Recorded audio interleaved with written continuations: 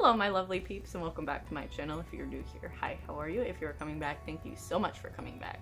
So I've gotten a lot of requests lately about making something in regards to being agender, so today I thought why not talk about 5 signs that you might be agender. This is for anyone who's questioning or just wants to learn a little bit more about what being agender means. But before we get into the video, I just want to remind you to like, subscribe, and turn on that notification bell so you know every time I put out new queer content. I'm trying to get to 50,000 subscribers by the end of this year, so every sub counts in building this wonderfully queer community. So let's get into 5 signs that you might be agender. First sign that you might be agender is feeling a disconnect from gendered labels. If you have ever felt any kind of disconnect from traditional gendered labels like man or woman, or male or female, it could be a sign you might be agender. You might find that these labels just don't quite fit your true sense of self, leading you to search more into who you are authentically. Agender is the term used by individuals who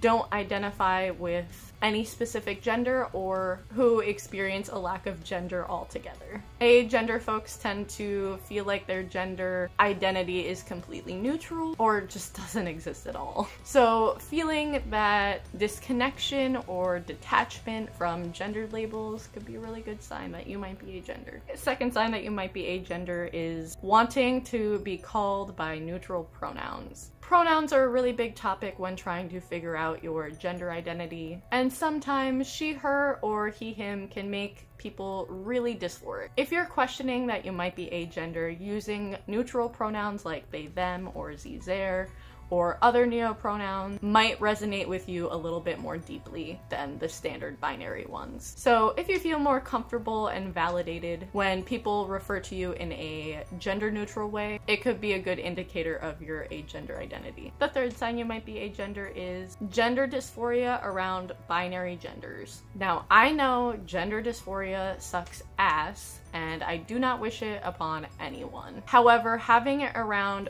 both binary genders could be a good sign that you might be agender. Some examples of dysphoria that agender folks might experience can include feeling very uncomfortable and disconnected when someone uses she, her, or he, him pronouns, getting called by the wrong name or your dead name, having people assume your gender based on the secondary sex characteristics that you have, and being put in social situations where you're expected to perform stereotypically gendered roles. I'm sure there are many more examples of dysphoria agender folks face, but these are just some to give you a little example of the kind of dysphoria and discomfort that agender folks have, and might be signs that help you know if you're agender or not. The fourth sign you might be agender is embracing gender neutral presentation. One of the biggest signs that you might be agender is considering if you feel most comfortable and authentically yourself when presenting gender neutrally or androgynous. This can come by embracing a style that defies traditional gender norms and could reflect your agender identity. Things like hair, clothing styles, tattoos, piercings, and even hormone replacement therapy if that's what you feel you need. And if you feel the need, hormones can be a really big help with embracing the more gender neutral presentation agender folks feel most comfortable in. But that's not to say if you don't have a gender neutral or androgynous look that you can't be agender. There are so many agender folks out there, and there's no one way to look agender. My favorite example of an agender person is Dad Advice, who just recently came out. I will have their links down in the description, and they still rock a beard and look absolutely amazing. So you don't have to try to fit yourself into a stereotypically agender looking box in order to be agender.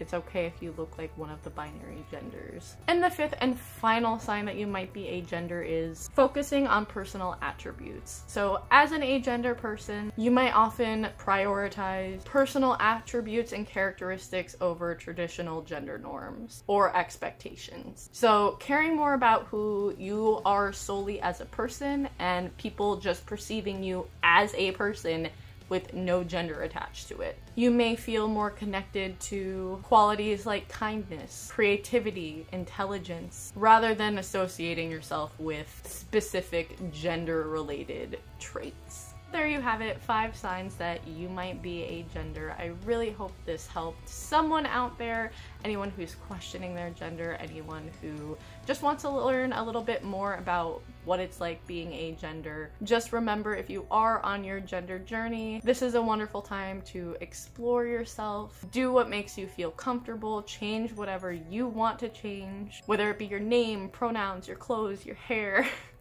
Like I said, getting tattoos. If you want hormones, get hormones. Whatever makes you feel the most comfortable and grounded in your body. Thank you all again so much for watching this video. Let me know in the comments down below if you're agender and what were some of the signs that helped you figure out if you were agender or not.